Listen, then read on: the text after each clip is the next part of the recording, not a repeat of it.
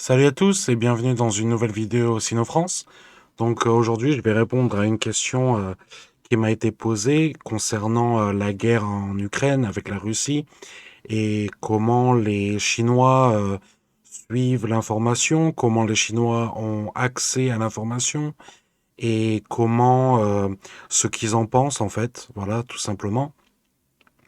Je pense que c'est important de revenir dans la chronologie en fait des faits.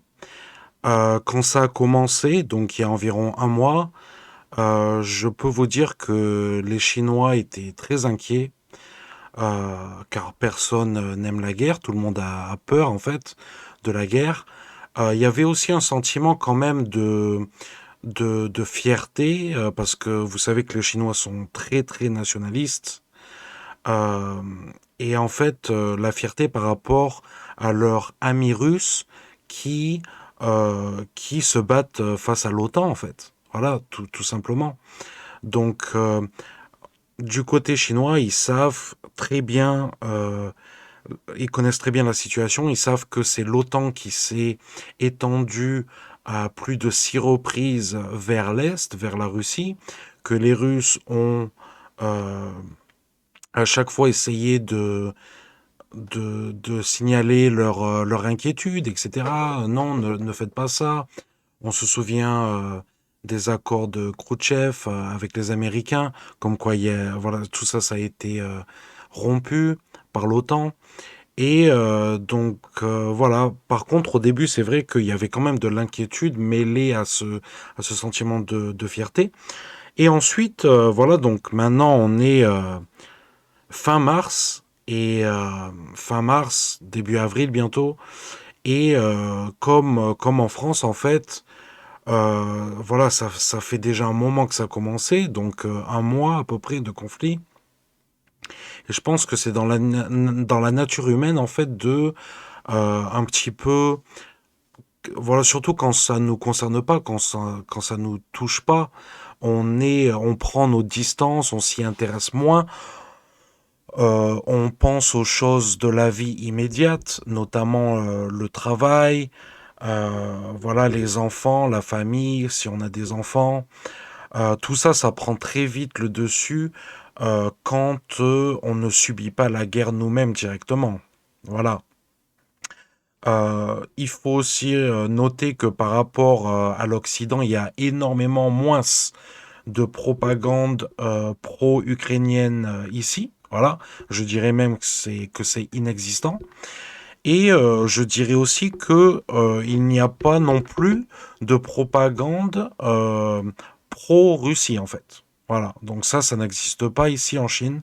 Je pense que c'est très intéressant de le noter. Et puis, comme je disais à l'instant, voilà, ça dépend des gens un petit peu s'ils s'intéressent au sujet ou pas. Voilà, tout simplement comme n'importe quel autre sujet. Voilà, il y en a qui s'intéressent par exemple, euh, je sais pas, aux champignons. Enfin, je donne des sujets, voilà, complètement au hasard, ou même des sujets politiques plus sérieux comme la sortie de le Frexit, par exemple, des sujets un peu économiques. Eh bien, voilà, vous avez les personnes dont vous écoutez, en fait, vos maîtres à penser, en quelque sorte. Et eux, ils vont vous donner toutes les informations que vous attendez, en fait. Comme si, par exemple, vous êtes un investisseur en crypto, ben, il y a des chaînes spécialisées dans la crypto. Si vous voulez acheter un nouvel iPhone ou un nouveau téléphone, il y a des chaînes spécialisées là-dedans. Des médias, des journaux, des sites internet. Et bien là, c'est pareil, en fait. Moi, je m'intéresse évidemment à la géopolitique. C'est Sino-France, c'est le but de cette chaîne. Mais en Chine, il y a pareil, en fait. Voilà, c'est vraiment ça que je voulais vous dire. Moi, des fois, je vois des articles passer, etc., partagés par des amis chinois, etc. Et franchement, le niveau d'analyse de ces articles-là, c'est équivalent, voire supérieur aux analyses des experts français. Et quand je parle des experts, je parle pas des experts mainstream, évidemment. Voilà. Je l'avais dit dans une précédente vidéo, c'est dans l'intérêt de la Chine d'éduquer les Chinois, en fait. Parce que eux, au final, c'est pas les méchants en ce moment, du moins le méchant c'est l'Occident. Ça fait en tout cas des décennies que le méchant c'est l'Occident, en particulier l'Amérique. Donc quand on voit par exemple ce qui s'est passé en Afghanistan, là les Chinois, ils ont, croyez-moi, ils ont bien retenu la leçon, ils sont très au courant. Quand, voilà, au bout de 20 ans, ça n'a rien donné en fait. Ils sont partis, les Américains. Ils ont laissé les Afghans euh, qui sont, euh, qui sont voisins de la Chine en fait. Ils partagent une frontière commune.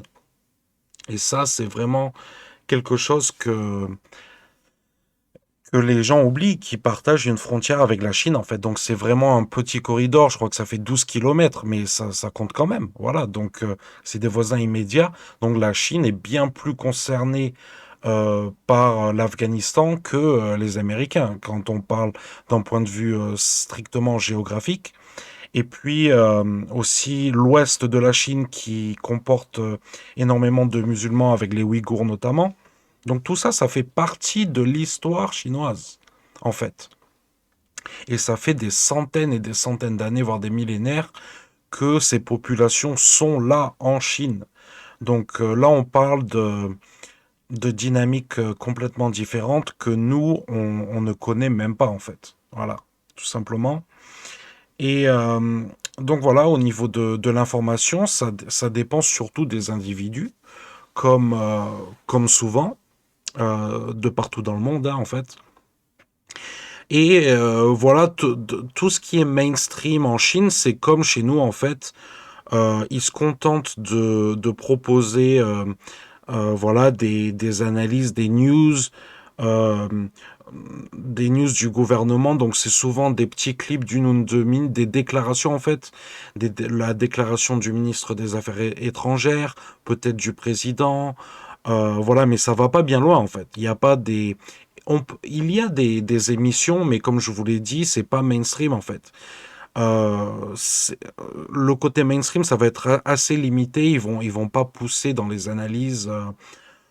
Voilà. En France, je pense que aussi c'est peut-être par rapport à la proximité géographique avec la Russie, avec l'Ukraine. Donc c'est normal qu'on en parle plus, même historiquement, etc.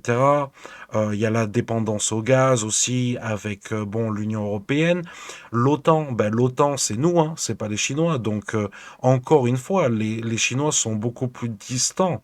Ils sont beaucoup moins impliqués dans ce dossier, dans cette guerre que nous autres Français ou même Européens. Voilà. La guerre, elle est en Europe, hein, elle est pas en Asie. Voilà, pour commencer.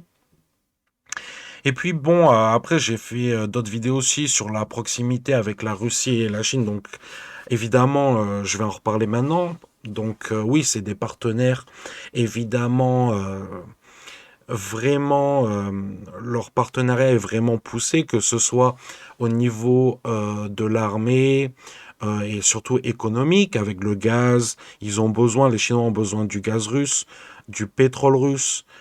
Donc ça, c'est le plus gros de leurs échanges, voilà. Mais aussi, je dirais, d'un côté, comment ça s'appelle, idéologique, voilà.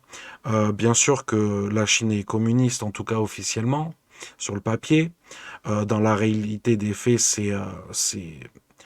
il faut quand même très nuancer la politique, en tout cas de tout ce qui est. Enfin, la Chine est socialiste, mais communiste, j'irai pas jusque-là. En tout cas pour tout ce qui est financier, voilà.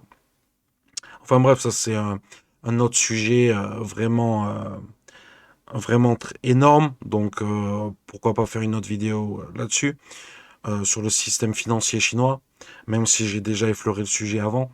Alors voilà, en fait, le- la Russie, l'URSS, c'était communiste.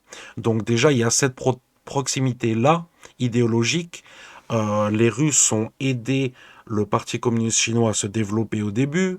Voilà, il y a eu vraiment d'énormes échanges. La Russie a automatiquement reconnu la Chine communiste, bien que plus tard ils soient rentrés en guerre, etc. Mais en tout cas, il y a quand même une base commune, entre la Russie et la Chine. Il y a eu évidemment des guerres, des gros problèmes, notamment en Mandchourie, euh, même au siècle dernier. euh, et avant aussi, où la Russie a pris d'énormes territoires à la Chine. Certains ont été rendus, mais il reste une énorme portion, donc au nord-est de la Chine, qui a été prise aux Chinois, en fait. Donc voilà, bon, après maintenant, dans l'ère moderne, en fait, dont là en 2022, eh bien, c'est quand même un partenariat éminemment stratégique pour la Chine comme pour la Russie. Voilà, la Russie a accès à un marché énorme et stable qui est la Chine, et la Chine a accès à une source de ressources énormes et stables qui vient de Russie. Donc c'est quand même gagnant-gagnant cette affaire. Et les Chinois, comme les Russes, savent reconnaître leurs alliés euh, et savent être reconnaissants. Voilà, être reconnaissants des gens qui les aident.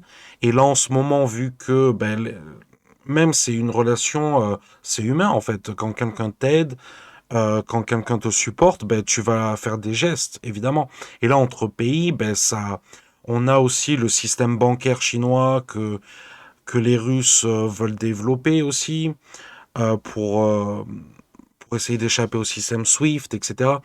Donc là, je pense que dans les années qui viennent, dans les décennies qui viennent, on va vraiment assister à un changement, voilà. Euh, bon, après, il faut suivre les évolutions parce que je pense quand même que l'Europe va réagir, euh, que l'Amérique va réagir. Et moi, je pense que dans les décennies à venir, ce sera en fait l'Europe qui va tirer son épingle du jeu et, euh, et qui va ressortir grand vainqueur de tout ça. Tout simplement parce que, donc ça c'est vraiment mon opinion, hein, avec mes années en Chine, voilà, j'ai conclu que avec notre histoire en fait, notre force créative, notre créativité, Euh, je pense que vraiment l'Europe sera le continent de demain. Donc voilà, dites-moi ce que vous en pensez. Quand je dis demain, c'est plutôt après-demain, hein. Parce que là aussi, on sait que l'Afrique, avec le boom démographique qui arrive, mais encore une fois, l'Ouest africain parle français. Donc, je pense qu'il va falloir suivre tout ça de très près, faire très attention et être réfléchi dans nos alliances, avec nos partenaires, etc. Donc, voilà, dites-moi ce que vous en pensez de ce petit commentaire. Dans les commentaires, justement, pensez à vous abonner, à mettre un like pour faire monter cette chaîne. Voilà, donc j'ai vraiment besoin de votre aide là-dessus. Et je vous dis merci et à bientôt. Ciao tout le monde.